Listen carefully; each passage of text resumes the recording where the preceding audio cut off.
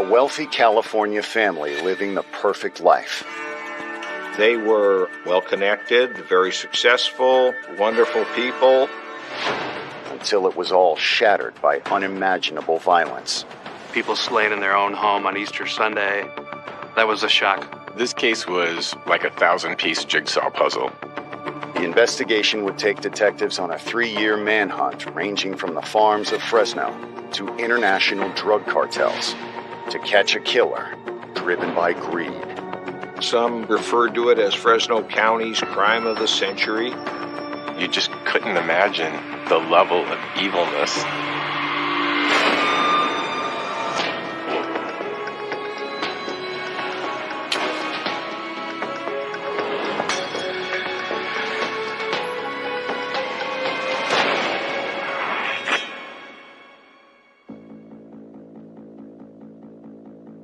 April 21st, 1992.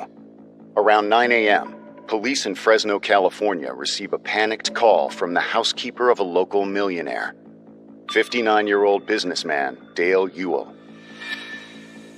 Housekeeper Juanita Avita arrived at her usual time. She came into the house and she immediately noticed that a door that leads to the kitchen was closed, which was highly unusual. She went in and at that point saw Tiffany laying face down in a puddle of blood. She then ran over to the neighbor's house and the police were called. Tiffany Ewell is Dale's 24-year-old daughter. When officers arrive, they immediately see she's been dead for some time.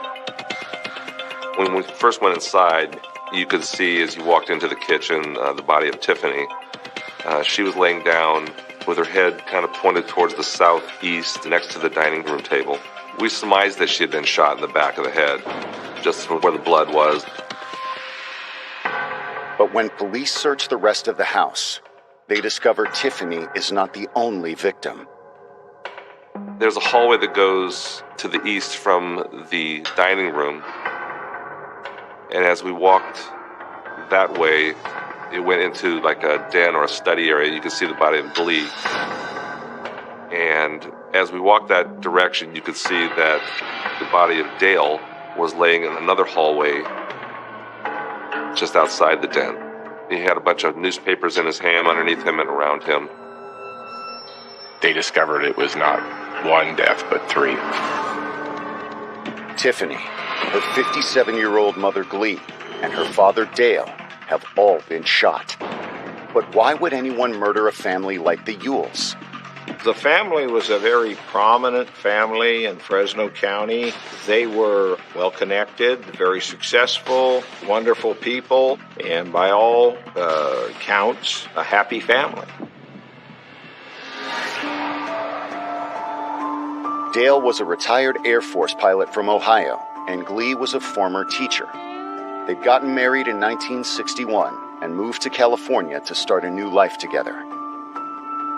Dale was involved in airplane business and made a good living through that as well as through farming. His wife Glee was known for being involved in the community as a volunteer in different ways. In 1967, Glee gave birth to their first child, Tiffany. Their son Dana came 4 years later in 1971. By then, Dale had become so successful that he invested in agricultural real estate. He soon amassed an $8 million fortune. Glee quit teaching to devote her time to philanthropy. Glee was a community activist, just a wonderful person who did a great deal of volunteer work within the community. Glee was a force of nature in a very nice way. She was an appointee to the State Bar Board of Governors. She also became the executive director of the Fresno Regional Foundation. Everybody seemed to, in most circles, know either Dale or Glee. They were very successful in what they did. But you'd never know the Ewells were millionaires by looking at them. Fresno is a great community. We are based in agriculture. Everyone in the community is either a farmer, works for a farmer, or had family that was a farmer. The Ewells had more wealth than most people in Fresno, and being able to fly airplanes and drive Mercedes and that sort of thing. But, aside from those kinds of trappings, I wouldn't call them a flashy family. The Ewells did not flaunt their wealth at all. For the amount of money that they were worth, they were very, very conservative. They made sure their children were given the opportunity to succeed as well. By 1992, Tiffany was a grad student at Fresno State, while Dana was studying business at Santa Clara University. Lee's children, I gathered, were a bit different. Tiffany, their daughter, was far more quiet, reserved, but wonderful in her way, and Glee would speak glowingly about her. She was just a very nice young lady who was reserved, did not have a ton of friends that she would socialize with. She was more family-oriented, but everybody who knew her seemed to like her. Dana was clearly the apple of Lee's eye. She spoke with great passion about his outgoing personality, his intellectual capabilities, his business acumen. Dana stood out as a intense, well-groomed, corporate type of young man. Dale and Dana had a fairly good father-son relationship. They were, by all accounts, a happy family. But now, 3 members of the Ewell family have been brutally murdered, and Fresno police are determined to find out why. It was what we call a triple, and the fact that this was an affluent family in a decent part of town, and not your typical victims. So the whole unit responded out to this particular scene. Coming up, if someone is targeting the Ewell family, could Dana be next? We didn't know if Dana Ewell was still alive. We didn't know if he had not been massacred somewhere between their house and wherever he was. We just didn't know.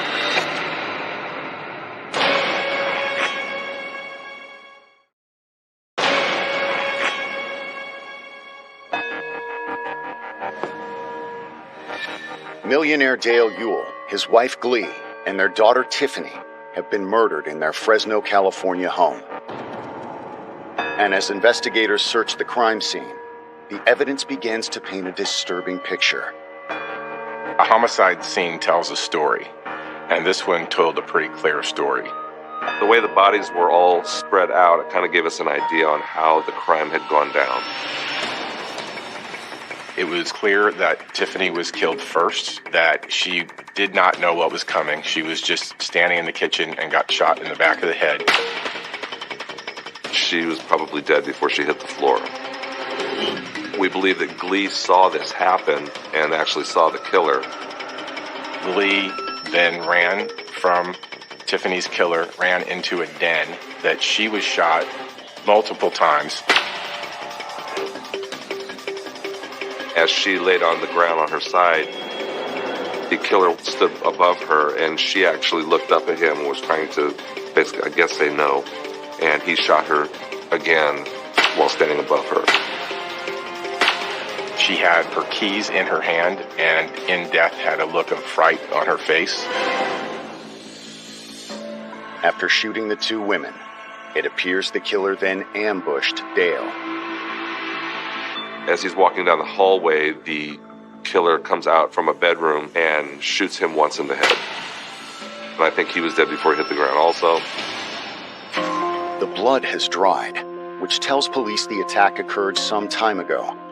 But was it the result of a robbery gone wrong, or something else?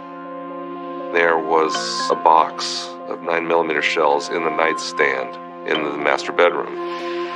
And apparently Dale had a gun that went with that, a 9mm handgun, that was missing. The home had been ransacked quite a bit, and so the initial thought was that this could be a burglary. But upon closer inspection, there were a lot of inconsistencies with the burglary. We scoured the house, every entryway, every nook and cranny that anybody could get through that house. No signs of forced entry, the way the drawers were opened and then closed. Burglars didn't do that. You leave them open so you don't touch them twice. It was, we felt, to make it look like a burglary had occurred and that Glee and Tiffany and Dale had interrupted a burglar. In fact, the evidence seems to suggest that whoever did this was a professional. Normally, we would expect to find just hair strands, fingerprints, a point of entry. It was incredible how little forensics was able to find in a 4-day inspection.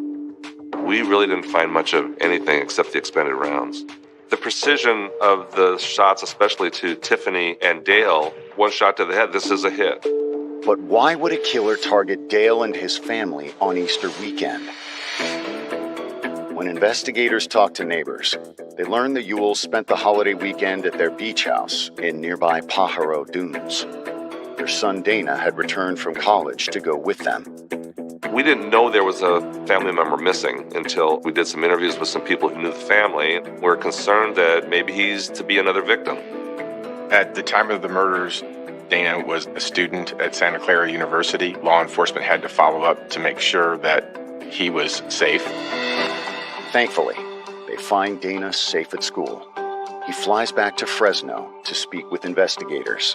Dana had said he was trying to reach the family and couldn't. He did not react in a way that one would expect. He didn't shed tears over it. Didn't show any emotion. And part of that could have been shock. Do you know of any reason why anybody would want your family dead? Nothing, sir. And he said that he didn't know of anyone who would want his family dead, other than saying that his father was involved with some pretty high-level individuals, and he didn't know if any of those people could have wanted his family dead. Dana tells investigators he last saw his family 2 days ago at Easter dinner. He brought his girlfriend and her family to meet them. He's dating at the time the daughter of an FBI agent in San Jose. They invited them to dinner there at the beach house. So there's Dana and Monica, his girlfriend, and then her parents, Mr. and Mrs. Zent. It was apparently a great dinner, and then when they all left, Dana went back with the Zents to their home. Dale flew home, and Glee and Tiffany drove home. Dale didn't like all of them flying together or all of them driving together because he was worried that if something were to happen, he didn't want the whole family to die together. He wanted somebody to be alive. Ironically, that meant Dale would arrive too late to save his wife and daughter. By the time he gets home, his family members have already been killed. But detectives find the timing rather curious. Tiffany and Glee had gotten home first. When they got into the dining room, the killer was waiting in the family room just around the corner. Approximately 30 minutes later, Dale ended up coming home through the garage. Why would a person who just committed 2 murders wait 30 to 40 minutes for somebody else to come home? That was very strange. Coming up, investigators discovered that the Ewells had some powerful enemies. These people were targeted to die, period. That gets you back to the question, who benefits by this hit?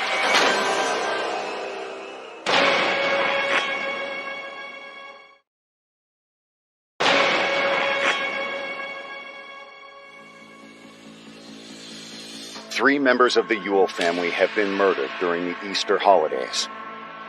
Police believe the gunman had access to the house, but the sole survivor, the Ewell's son Dana, has an airtight alibi. At the time of the murders, he's with the FBI agent's family, hours away from the Ewell home. They checked out everything he had said, and he had been with Monica over in the Santa Clara area. The autopsy report provides investigators with a few more cryptic clues. The pathologists recovered the bullets from the bodies, and the bullets looked like something that law enforcement, at least in Fresno, had never seen before. Some of the expended rounds that we had found in Glee had some really unique striation marks. The detectives put quite a bit of work into figuring out what could possibly have made those striations. The bullets turned out to be a match for the ones found on the nightstand in Dale and Glee's bedroom. We believe that the killer knew that those rounds were there, used those rounds to load up his gun, and committed the murders, and then stole the 9mm also. There are also traces of a strange substance. One of the other things we found were microscopic little bitty pieces of yellow fuzz, if you will. Little pieces of yellow material on Glee's clothing. We didn't know what that was. The evidence only raises more questions. But by now, the triple homicide has made the news, and Fresno police feel the pressure to come up with answers. It was a case that, frankly, fascinated me. I watched it in the news. I reviewed all the media and wondered where this case was going to end up. We had to find a motive. So they started to look into backgrounds of Dale, Glee, and Tiffany to see what they could find out. Talking to family members, talking to friends, talking to whoever, find out what they were into. Dana spoke highly of Tiffany and said that she was a harmless creature and that he couldn't think of anyone who would possibly want to hurt Tiffany. She was Daddy's little girl. She was very protected by her parents. She had apparently been in an accident when she was younger and received some trauma to her brain. And from everything we could find, she didn't have a mean bone in her body. There was no reason why she needed to be killed. During the course of the investigation, authorities discover that Glee hadn't always been an unassuming teacher. Earlier in her life, she had worked for the CIA. And I went, wow, well, that's a big deal. So that was something they looked into. And it turned out not to be a covert type of position in the CIA. It was something a little less glamorous. In recent years, she'd become an outspoken civic activist. Was it possible she'd made enemies of the wrong people? Glee was in a position of power, serving on a high-level state bar committee, and was involved in decision-making that could have led someone to become very upset with her. People do crazy things, and we didn't know if maybe someone who wanted to be a judge got passed over and just got fed up with it. We had to eliminate those people as possible suspects. As investigators dig further, they find out Dale was in business with some dangerous people as well. He took over a business from a guy who went to prison. The person who owned Western Piper apparently had gotten some problems with running drugs with planes, and Dale swooped in and bought the company out from under him. The detectives were wondering at the time, is he mad that he lost this business the way he did? Were the Ewells executed on the orders of a drug runner? There was a lot of territorial gang violence where gangs were fighting over where the lines were drawn for their territory. We had the Bloods, we had the Crips, we have NF from Nuestra Familia. We had an influx of Asian gangs when the Hmongs came into the Central Valley, and a lot of them settled in the Fresno area. But one of our biggest problems was the Bulldog gang. They've been a thorn in the side of law enforcement for a long time in this area. They were kind of independent from everybody else, and there's different sects. They really have no hierarchy. They fight each other. They've been a problem in the Fresno County area for a long time. Gang murders were pretty much at an all-time high. I believe the murders that year were over 100. Detectives learned that Dale's plane was stolen the day after the murders. They immediately put out an alert, hoping it might connect them to the cartels. But instead, the lead takes them somewhere unexpected. Dale apparently had a plane at Western Piper who belonged to an attorney out of Las Vegas. And apparently the plane had needed some work done. The attorney had actually gone and got his plane. He went and jumped in and got his plane out of there. The timing was really bad on the attorney's part. That's something that they talked to him about. He was interviewed, and that was put to rest. Fresno police have hit a dead end at every turn so far. But have they been asking the right questions? All the possible motives, it really comes back to who's going to benefit from this. Coming up, one name keeps coming back to the top of their list. He studied billionaires. He wrote to billionaires. He asked for jobs with people who were billionaires.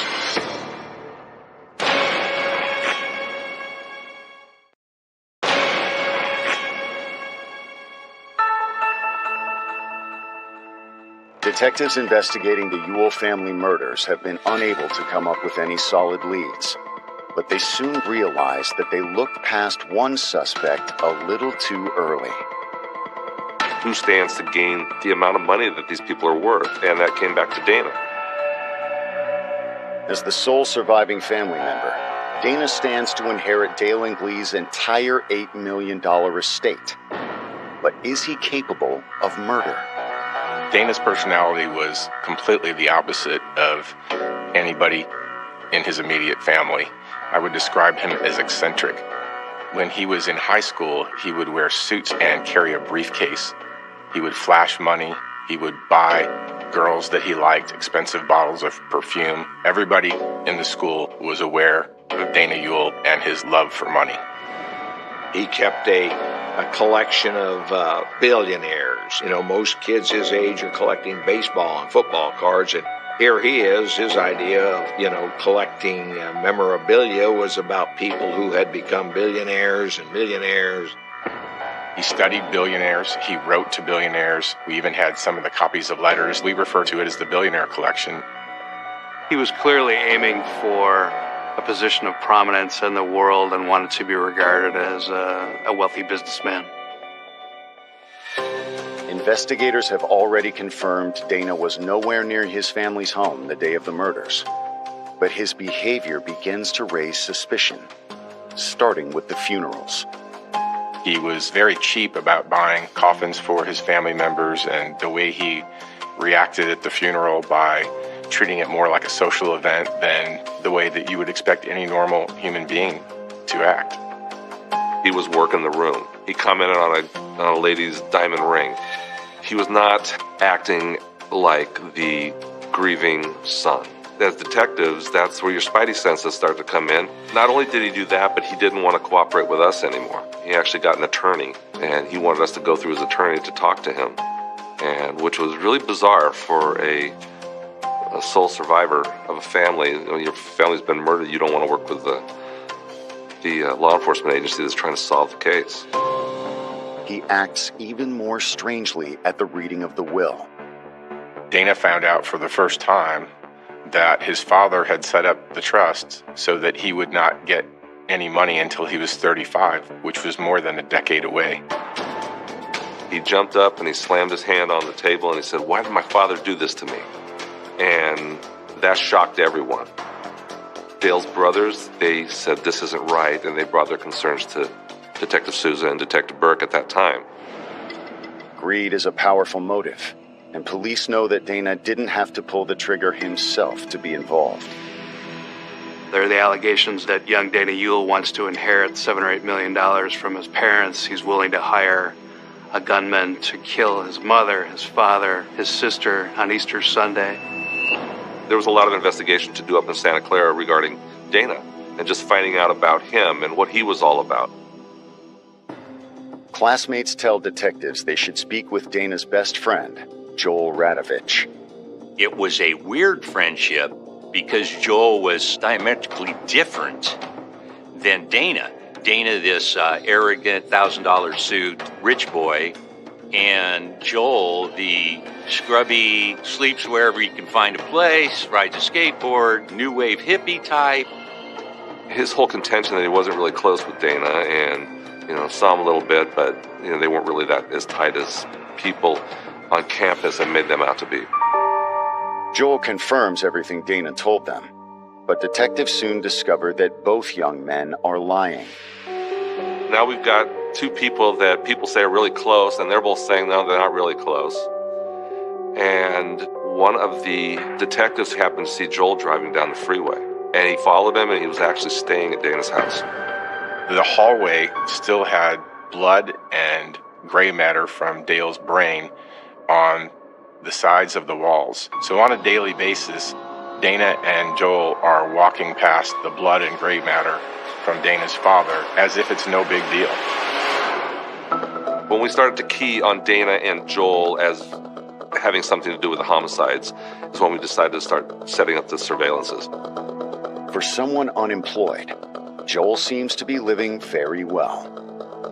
Dana paid for Joel's helicopter flight lessons in Fresno and didn't even hide it. We were able to show that Dana withdrew $125,000 in cash, that Joel spent about $75,000 in cash. But Joel hasn't spent all of the money on flight lessons. He's also bought several books that investigators find incriminating.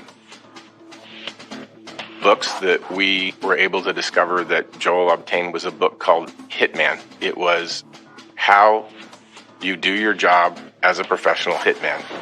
It was generally pretty well written, but it had horrible pieces of advice in it. One was, if you are questioned by police, ask, "Are you going to arrest me?" That's exactly what Joel did. The manual also contains instructions on how to build a silencer. That coupled with taking the flying lessons, I think he wanted to be an international hitman. You know, I don't know. I don't think he had any other goal in life. Coming up, investigators believe they found their gunman. Now they just have to prove it. We have to put together a really strong case because neither of these individuals had any history of violence.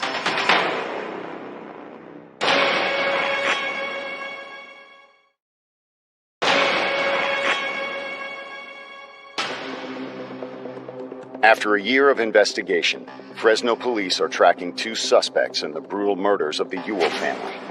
Dale and Glee's wealth-obsessed son, Dana, and his best friend, Joel, who's been studying to be a hitman. At this point, gone back to school in Santa Clara, and Joel has moved to LA. The way they would get a hold of each other was to page each other. Think back to the early 90s, so we're talking about people still using payphones, people still using pagers. To keep tabs on the pair, detectives obtain a warrant to clone Joel's pager. Every time Joel would get a page from Dana, we would get the same page. There were a couple payphones located at a location not too far from where he lived, and he would go to that location.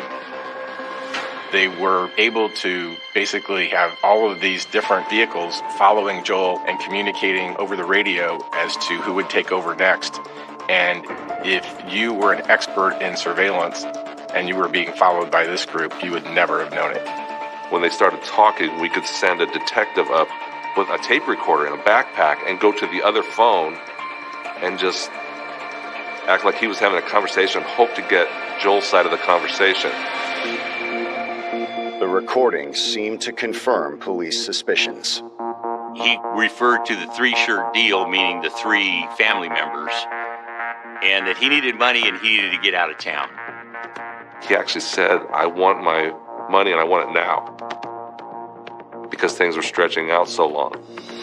Dana was extremely careful on where he would go, what payphones he would go to, unlike Joel. So it was a little more difficult to get Dana's side of the conversation. So on May 13th, 1993, investigators paid Dana a visit to try and rattle him. So they decided to go to Santa Clara University and knock on Dana's dorm door. And Chris Curtis looked at him and said, "We know who killed your family. It was Joel Radosich." Dana then immediately shut the door in Detective Curtis's face. As soon as we told Dana that we think Joel killed his parents, Dana leaves campus and paged Joel. And that's when things really started to ramp up. The surveillance team follows Joel to a restaurant in Ontario, California, where they observe him talking to a bartender named Jack Ponce. Detectives want to know why. Jack Ponce was about the same age as Joel. He and Joel had been friends since they were children.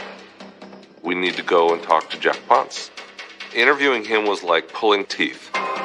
Ponce denies any knowledge of the murders, but after several visits, investigators eventually get him to open up.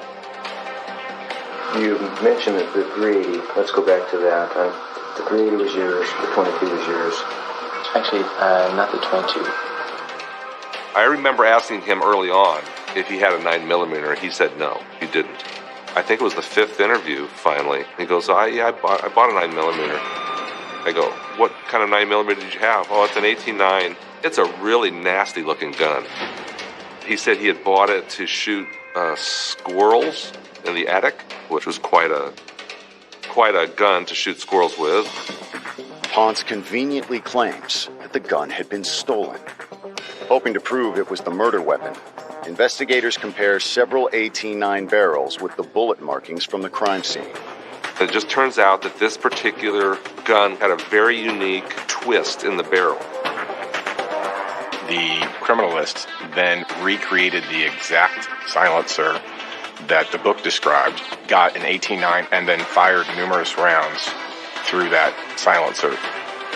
And that silencer is made with PVC pipe, and you stack it with tennis balls and steel wool. The striation mark came out. They were almost identical to the striation marks on the bullets that were recovered in Glee's body. The test also explains the fuzzy material found on Glee's clothing. The fuzz was pieces of tennis ball, the little yellow tennis balls. Ponce is immediately arrested. It doesn't take him long to turn on Joel Radovich.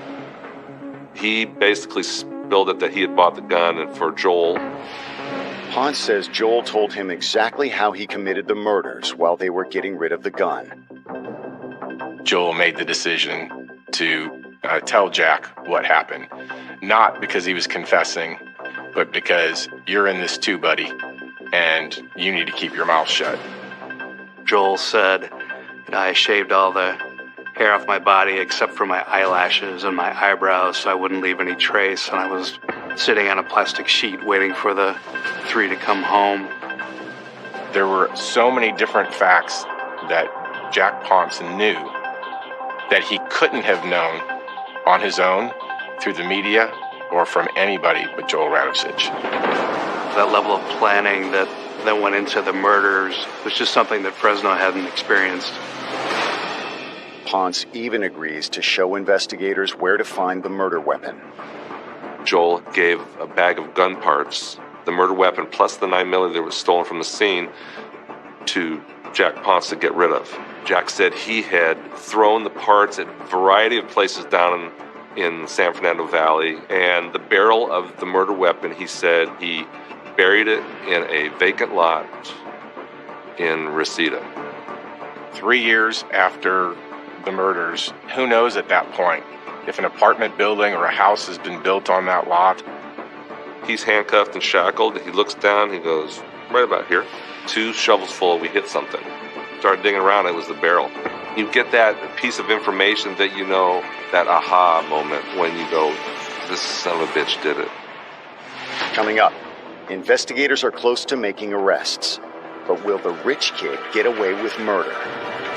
People will look on the outside and say, well, this will be an easy trial. It was not an easy trial.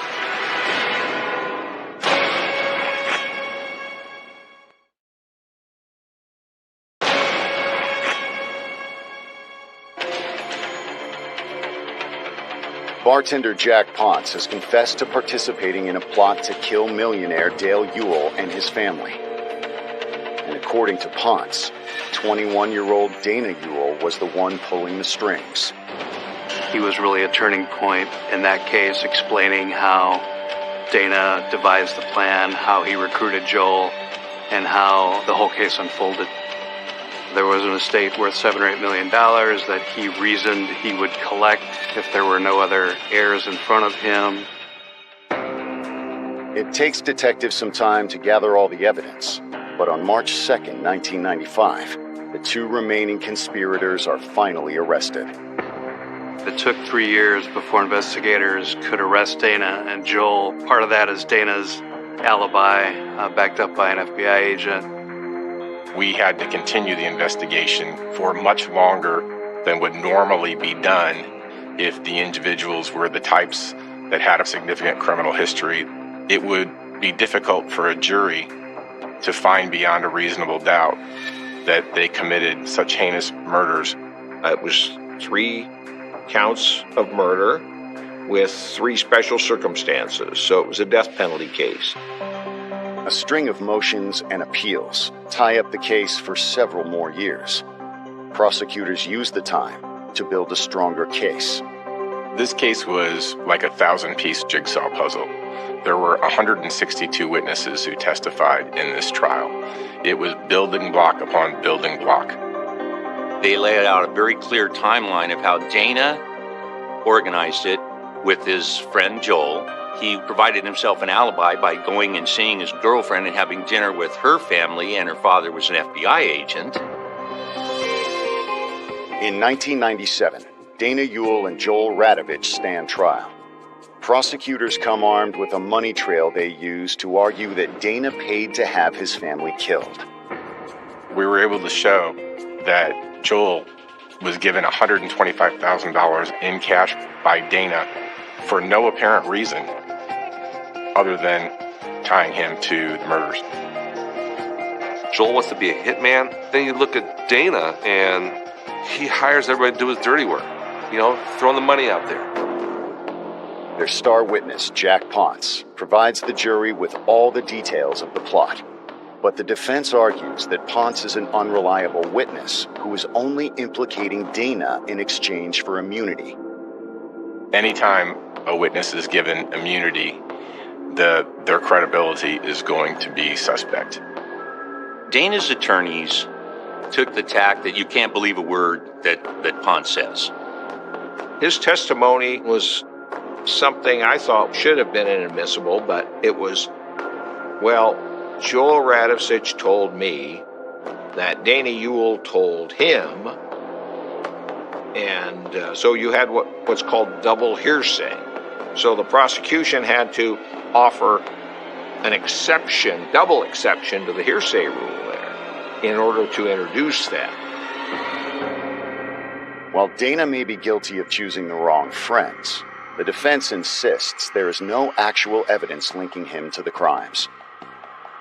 They had what you would call guilt by association, the relationship between my client and Joel Radovich. So they had, them living together after the murders at the Ewell residence for a while, the paying for helicopter flying lessons, guilt by association evidence. After an 8-month trial, the jury finally renders a verdict. It may have been one of the longest deliberations in a criminal case in Fresno County history. We returned guilty on all counts and also guilty on all enhancements and allegations. Some people cried, some people laughed, a whole range of emotions because it was such a long case. However, there's one thing the jury can't agree on. In California, it has to be a unanimous death verdict. This wasn't, so that left them with the only thing of life without parole, which is mandatory on a death case if the jury can't decide on death. I was extremely glad that I didn't have to sign that verdict as the foreman sentencing them to death. I was very relieved. Now, I had voted the death penalty, but I was glad I didn't have to sign that paper with my name. To investigators, it's a fitting sentence. In his greed, Dana Ewell had been willing to do anything to become a billionaire. Instead, he destroyed his family and lost everything, including his freedom. To see a family massacred and then ultimately by a child strips away a bit of the veneer of our comfort, of our society. I really believe that Dana had a short circuit or a disconnect. He was arrogant. He thought he was the smartest person in the room. To this day, I have no sympathy for him whatsoever. This guy's a perfect psychopath. I have always thought, at least for Dana, that the worst day of his life was not the day that he was arrested. The worst day of his life was not the day he was convicted. The worst day was the day his last appeal expired. And now he knows every day for the rest of his life, his home is prison.